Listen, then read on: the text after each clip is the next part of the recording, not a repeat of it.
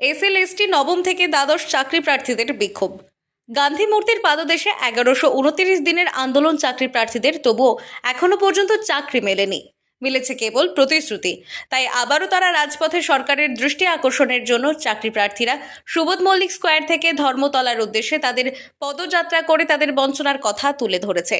চাকরি প্রার্থীরা প্রশ্ন তুলেছে, যারা সাদা খাতায় চাকরি পেয়েছে কিন্তু তারা যোগ্য হয়েও তারা এখনো পর্যন্ত নিয়োগপত্র পায়নি, এখনো তারা রাজপথে বসে রয়েছে।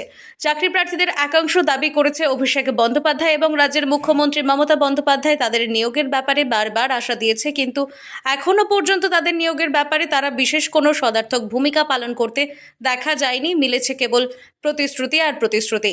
এমনই দাবি করছে চাকরি প্রার্থীদের একাংশ। আপনাদের মূলত দাবিটা কি? আমাদের দাবিটা হচ্ছে আমরা অল জেনুইন যারা আছে, যোগ্য প্রার্থী যারা রাজনীতি বসে আছে, তাদের নিয়োগটা তাড়াতাড়ি। আমরা গত 8 বছর ধরে এই একই দাবি নিয়ে বসে আছি। গভর্নমেন্ট আমাদের দাবিটাকে নস্যাৎ করছে, কখনো কখনো আমাদের বঞ্চনা করে, যেটা একেবারেই কাম্য নয়। আমাদের দাবি একটাই, আমাদের নিয়োগটা চাই। আপনার নাম? হালিমা খাতুন।